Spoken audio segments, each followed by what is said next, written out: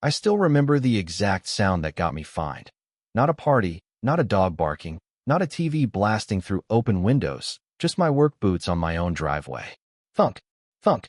2 steps, 2 solid hits of rubber and steel on concrete. The kind of sound you make when you're built like a refrigerator and you've been hauling equipment all day. It was late July, the kind of Carolina heat that doesn't just sit on you. It presses down, thick and wet, like somebody draped a warm towel over your face and told you to breathe through it. I just pulled into my spot at 118, Juniper Court in Cedar Ridge Townhomes, killed the engine, and sat there for a second with the AC wheezing its last breath, trying to convince myself I had enough energy left to walk 20 feet to my front door. I'm not a delicate guy. I'm 6'4", about 245, commercial HVAC installer, the kind of job where your shoulders get wider whether you want them to or not. My hands look like they belong to somebody who wrestles engines for fun. So yeah, when I walk, gravity has an opinion. I stepped out, my boots hit the drive, thunk thunk, and I did what I always did, grabbed my lunch cooler, headed inside, kicked my boots off in the entryway, and went straight for the fridge like a man who'd been dreaming about cold water since noon. The house was quiet, empty, calm, and then I saw the envelope. Cream-colored, embossed logo, fancy paper like it cost more than my grocery bill. Cedar Ridge Homeowners Association. My stomach did that little flip it always does when an HOA makes contact. Because in neighborhoods like this, they don't write to say welcome. They write to say we noticed you exist incorrectly. I opened it expecting something stupid, trash bin timing, weeds, a curtain color, whatever. Instead, it was a notice of violation. Date, July 22nd. Time, 6:12 p.m. Location, my address. Violation code, excessive impact noise. Fine, $75. Description, resident observed creating repeated aggressive ground vibrations while traversing driveway and front walkway, causing disturbance to adjacent unit. I read it twice, then a third time out loud like speaking it would make it less insane. Aggressive ground vibrations. For walking. I checked the microwave clock, 6:26. That meant whoever complained had basically filed a report in real time, like they were sitting there with a stopwatch waiting for my boots to hit pavement. And there was only one person in the whole row of townhomes who lived like that. Ms. Larkin, next door on my left. Small, retired, always busy, but never gone, curtains twitching like they were powered by spite. She didn't have hobbies. She had targets. I stared at that letter and felt something shift in me, not anger yet, more like humiliation, like being told my body, my job, my existence was too loud for the neighborhood's precious peace. I could have paid it. $75 is a couple hours of overtime, and I'm used to life charging fees for dumb reasons. But the wording got under my skin. Aggressive. Like I woke up and chose violence against concrete.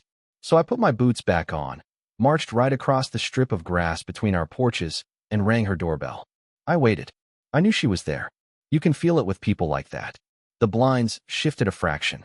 Finally, multiple locks clicked. The door opened 4 inches, chain still on like she was expecting a bear. Her face appeared, neat gray hair, thin mouth, eyes sharp as tacks. Yes, Nathan, she said, like she'd been expecting me. To what do I owe this interruption? I held up the letter. I got fined for walking. She didn't even look at the paper. She looked at my boots. You were fined for impact noise, she corrected, sipping tea like she was in a movie about rich people who never sweat. There is a difference. I was walking to my front door, I said. That's how doors work. She leaned closer to the crack in the door like she wanted me to understand this personally. It sounds like you're slamming your heels into the earth. It rattled my glass cabinet. My meditation was ruined. I blinked. Your meditation. Yes, she said, offended that I didn't respect the sacredness of her vibes. You stomp like a person with no discipline. The heat climbed up my neck. I'm tired. I install rooftop units. I carry compressors upstairs when elevators are broken. I'm not stomping. I'm just walking. She sighed like I was a child refusing to learn manners.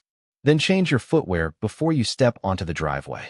Soft soles, slippers, socks. I laughed, a quick bark I couldn't stop. You want me to sit in my truck in 98 degrees and put on slippers before I approach my own house? She nodded like that was perfectly normal. Community harmony requires sacrifice. Then she dropped her voice and hit me with the threat. sweet, and casual. If it continues, I will continue to report it. Fines escalate. She closed the door gently, because of course she didn't slam. That would be noise. I stood there staring at her wood-grain door thinking, so this is what it feels like to be bullied by a rulebook. That night, I tried to play nice. Next day, I tried harder. I took my boots off in the truck, walked across scorching concrete in socks like an idiot doing a hot coals dance, got inside, dropped the boots quietly, thought I'd won. 2 days later, another envelope.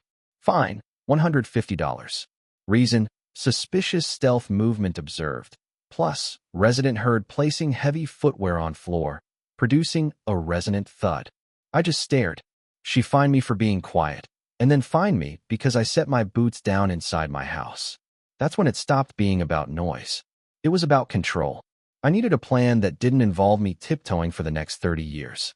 So I called my friend Carter, a paralegal with the soul of a street fighter and the brain of a filing cabinet. We met at a grimy bar outside the neighborhood where the HOA had no jurisdiction, and I slapped both citations on the table. Carter read the first one and snorted. Read the second one and started laughing so hard, he choked on his beer. She got you for stealth walking, he wheezed. Man, you don't stealth walk. You loom. I didn't laugh. This is going to escalate. I can't out-polite someone who treats my footsteps like terrorism. Carter's face changed. The humor drained out, and the lawyer brain kicked in. Pull up the CC and AMP, RS, he said. The covenant document. I found the PDF on the neighborhood portal and handed him my phone. He scrolled like he was possessed, mumbling section numbers. Then he stopped, grin spreading slow and dangerous. Oh, he said softly. Nathan, you're playing defense. I've been trying not to make noise. Exactly, he said. Stop trying to be quiet. Start being correct. He tapped the screen. Noise restrictions don't apply to certain exceptions. He read it out loud. Cultural expression, artistic practice, and hobbyist development between 8 a.m. and 8 p.m., provided no amplified electronic sound system is used. I stared at him. So if I take up a hobby? A loud hobby, he said, eyes gleaming. A percussive hobby. One protected by the exact rules she worships. My brain started turning. Percussive. Artistic. Learning. I looked down at my hands, then at my boots, then at the floor. Tap dancing, I said, half joking. Carter's grin turned feral. Not just tap dancing, he said.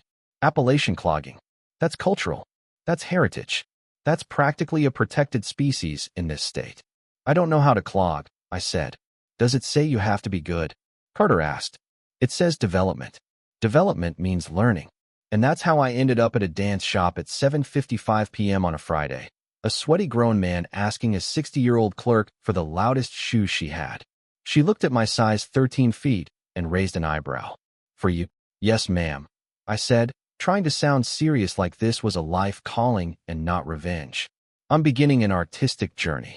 Carter was behind me pretending to examine sparkly leotards so he could hide his laughter. The clerk disappeared into the back and came out with a dusty box. Black leather, heavy metal taps, the kind that didn't just click, they cracked. I tried them on, took one step on the shop floor, and the sound cut through the air like a hammer on a skillet. The clerk smiled like she respected madness. Those will speak, she said. I bought them, plus a ridiculous pair of bright orange athletic socks, because if I was going to commit to being petty, I was going to commit fully. Saturday morning, 7:59 a.m., I stood at my front door wearing jeans, orange socks, metal-tapped shoes, holding a printed copy of the bylaws like it was scripture. The neighborhood was quiet, birds chirping, sprinklers hissing.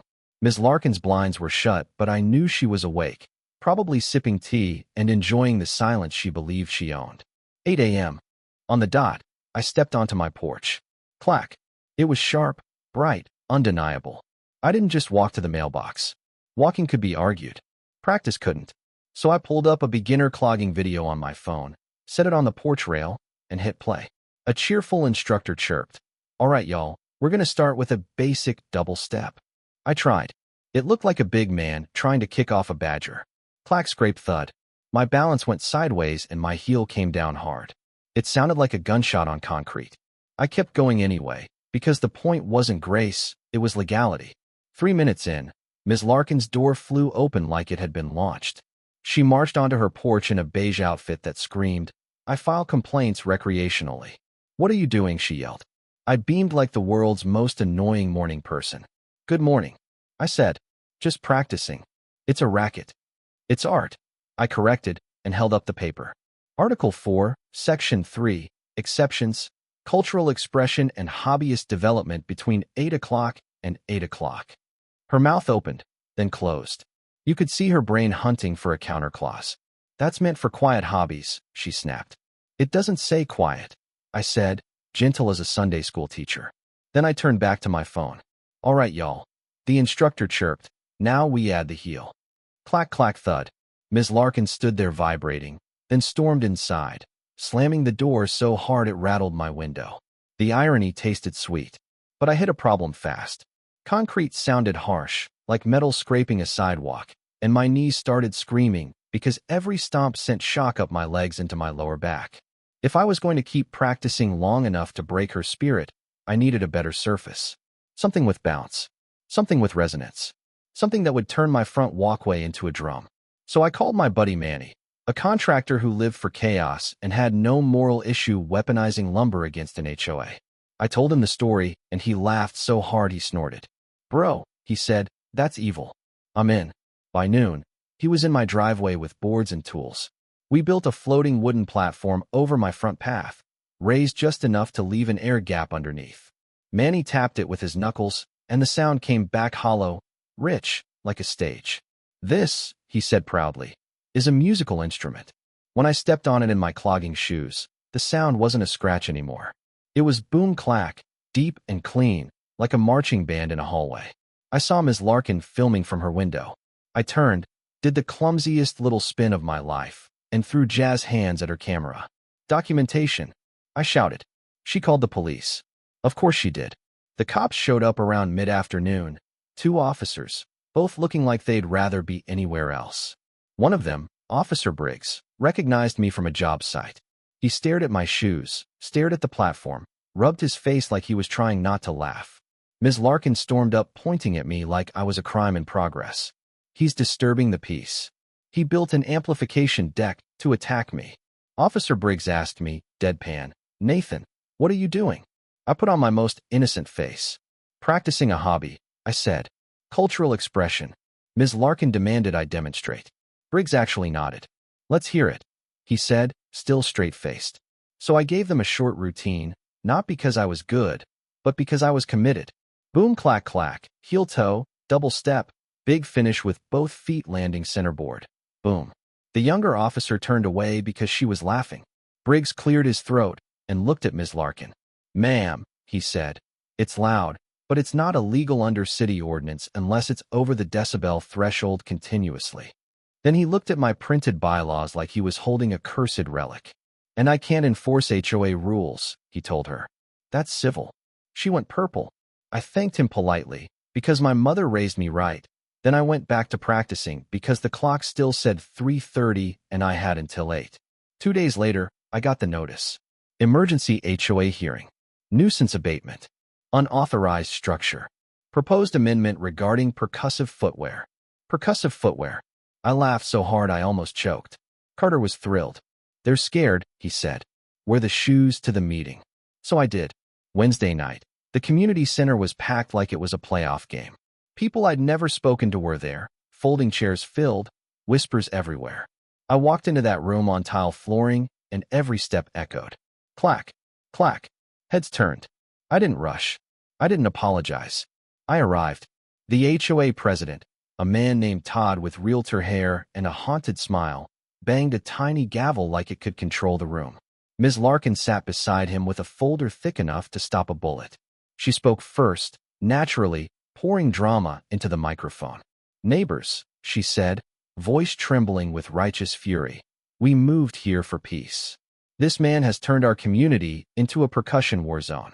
She played a recording of my platform booming. Out of context, it sounded like somebody building furniture by throwing it downstairs. A few people frowned. Todd looked at me like he hoped I'd spontaneously vanish. Then I stood up, clacked to the front, and looked at the crowd. I didn't yell. I didn't perform. I just told the truth. I got fined for walking, I said. Not partying. Not blasting music. Walking to my door in work boots. I tried to be quiet. I took my boots off in my truck. I burned my feet on the driveway. I got fined again for setting my boots down inside my home. At some point, it stops being about noise and starts being about someone deciding you don't belong. That hit people. You could see it, because a lot of folks in that room had their own quiet little HOA scars. The trash bin fine. The grass height warning. The approved paint palette nonsense. Carter stood up and did what Carter does, turned the bylaws into a weapon. He read the exception clause out loud. He asked Todd, "Are you proposing banning cowboy boots too? Because lots of them have metal heel nails. You want to ban local culture? You want to ban high heels? Cleats? Work boots?" The room murmured. Somebody in the back shouted, "Maybe stop fining people for living." Another yelled, "Let the man dance." It turned fast. Todd tried to regain control with the gavel, but the crowd wasn't having it. Finally, someone called for a vote. Dismiss the fines. Leave the platform alone pending review. Hands went up like a wave. Ms. Larkin's hand went up against it, alone, stiff and trembling. The motion passed. My fines were dismissed. I should have stopped there. A smarter man would have thanked everyone and sat down. But I'm not always a smart man, and that night, after weeks of being treated like a problem to be managed, I felt something rise in my chest that wasn't just victory. It was release. So I clacked back onto the tile, looked at Ms. Larkin, and said, "With respect, I'm going to celebrate." Then I did a short routine right there in the meeting hall. Not good, not pretty, but loud, clean, and confident. The crowd cheered like I'd just scored a touchdown. Ms. Larkin stared at me with eyes like winter, but I saw something else underneath. Fear. Not of noise. Of losing control. After that, the neighborhood changed. People smiled more. Kids chalked the sidewalk. A couple neighbors who'd never spoken to me gave me subtle thumbs-ups. And Ms. Larkin? She disappeared behind her blinds for days. Then, a city inspector showed up about my platform. Anonymous complaint. Permit issues. Setback zone. The whole thing. I talked my way into a warning, promised to adjust the grade with mulch, handled it. But I knew what it meant. She wasn't done. She was just changing tactics. Here's where it gets messy, and I want you to really think about it. Because I'm still not sure how I feel. One night, I came home late, stepped onto the platform in regular shoes, and nearly ate the wood like a cartoon. The surface was slick, greasy. Somebody had poured cooking oil over the whole thing. A bottle was tossed near the property line like a signature. I scrubbed it off, hands shaking with rage, and that's when the funny story line got crossed. That wasn't complaining. That was trying to hurt someone. The next morning, I added anti-slip strips and even screwed down thin metal plates in my stomping zones. Because if someone wants to play dirty, I'm going to play safer and louder. She didn't come out screaming anymore. She didn't call the cops. A week later, a realtor's sign went up in her yard. Coming soon. I stood there staring at it, feeling relief and this weird hollow sadness, like the villain in my story was packing up and I didn't know what the next chapter looked like. When she finally confronted me, her voice wasn't venomous. It was tired. "Are you happy?" she asked. I looked at my hands, still rough from scrubbing oil, and said, "I just wanted to check my mail." She didn't deny the oil. She just said she couldn't live next to a drum and that she was moving somewhere quieter. And then she left. Now here's the twist that still makes me laugh and makes me wonder if karma has a sense of humor. 2 weeks after she moved, the new neighbor rolled in. Young couple, tattoos, band shirts, and a full drum kit. Like, not a practice pad. A real kit. The guy jogged over, nervous smile, and said, "Hey man, I'm Evan. I'm a drummer, but I'll keep it down, I swear." He glanced at my feet. I was wearing my clogging shoes, because at some point along the way, I actually started liking it. He lit up. "Dude," he said, "are those taps? We've been looking for someone to add percussion to our tracks." I stared at him, then at my platform, then back at him, and I swear I heard Ms. Larkin's ghost laughing from whatever silent retirement community she fled to. So let me ask you, and I want you to be honest in the comments because I already know people will split on this. Was I wrong? Was I just defending myself against a bully with a clipboard, or did I become the exact kind of neighbor nobody wants? Where's the line between standing up for yourself and escalating into petty warfare? And if someone finds you for simply existing, do they deserve kindness, or do they deserve consequences? Drop your take below. Tell me the wildest HOA story you've ever seen or heard. And if you've ever been judged for how you look, how you sound, how you take up space in the world. Hit like, subscribe, and stick around, because I've got more stories where following the rules turns into the most satisfying revenge you've ever heard.